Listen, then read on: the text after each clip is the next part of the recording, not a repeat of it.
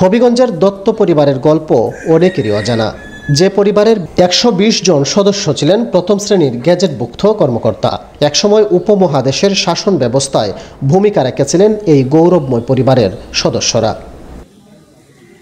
হবিগঞ্জ জেলার লাখাই উপজেলার সজন গ্রাম। এই গ্রামে একসময় বাস করতেন উপমহাদেশের শাসন ব্যবস্থায় ভূমিকা রাখা এই গৌরবময় পরিবারের সদস্যরা। দত্ত পরিবার নামে পরিচিত এই পরিবারটি আজ ইতিহাসের পাতায় বিস্ময়ের নাম হলেও একসময় তাদের প্রভাব ছিল ভারতবর্ষের প্রশাসনের কেন্দ্রবিন্দুতে।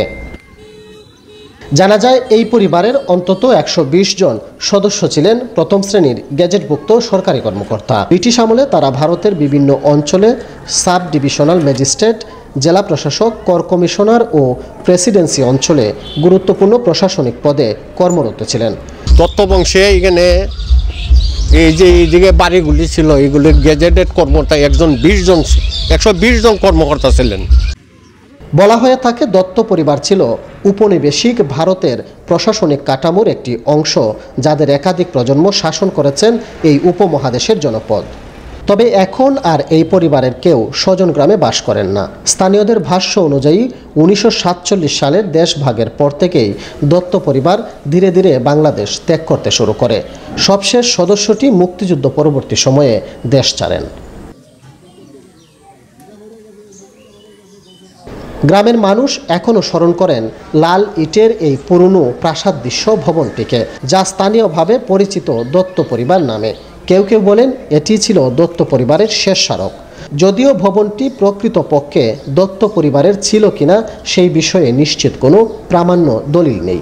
তবে আশপাশের বহু জমি ও স্থাপনা ছিল এই পরিবারেরই, যা কালের স্রোতে স্থানীয়দের দখলে চলে গেছে।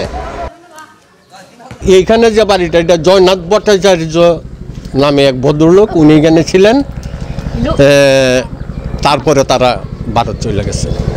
আর এখানে যে বিল্ডিংটা দেখাইছেন, এই বিল্ডিং সহ এটা সব দত্ত বাড়ির প্রতিষ্ঠান। দত্ত বাড়ির বাড়ি, ঘর, দরজা, তারা এগুলি ছিল।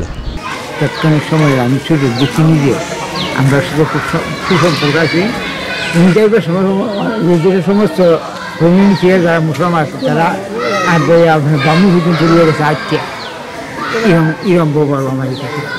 একসময় দত্ত বাড়িটি লাখাই উপজেলার প্রশাসনিক কার্যক্রমের কেন্দ্রবিন্দু ছিল। বর্তমানে যেটি টাউনশিপ নামে পরিচিত।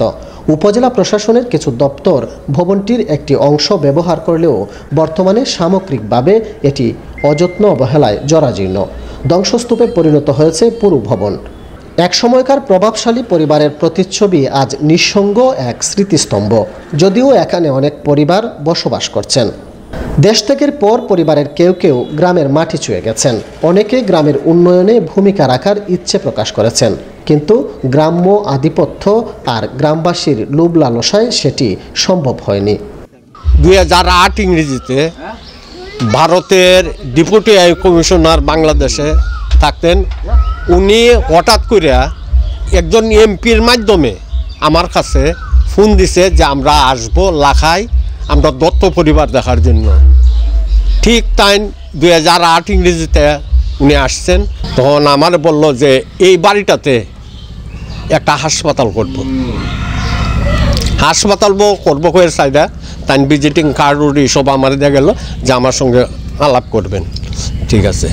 এরপরে গেল একটা সমস্যা দাঁড়াই গেল, কে নার্স হইব, কে ডাক্তার হইব, কে নাইট গার্ড হইব, এই নিয়ে সেটা তারপরে স্টপ। স্থানীয় বাসিন্দারা মনে করেন এই দত্ত বাড়িটি শুধু লাখাইয়ের নয়, বরং গোটা বাংলাদেশের জন্য একটি মূল্যবান ঐতিহাসিক স্থাপনা। তারা সরকারের কাছে দাবি জানিয়েছেন ভবনটিকে প্রত্নতাত্ত্বিক নিদর্শন হিসেবে ঘোষণা করে সংরক্ষণের উদ্যোগ নেওয়া হোক। দত্তবাড়ি কেবল একটি স্থাপনা নয়, এটি ইতিহাসের সাক্ষী। এটি সংরক্ষণ হলে ভবিষ্যৎ প্রজন্ম জানতে পারবে কিভাবে একটি পরিবার শিক্ষা, প্রজ্ঞা ও প্রশাসনিক দক্ষতার মাধ্যমে গোটা ভারতবর্ষের শাসনের অংশীদার হয়েছিল।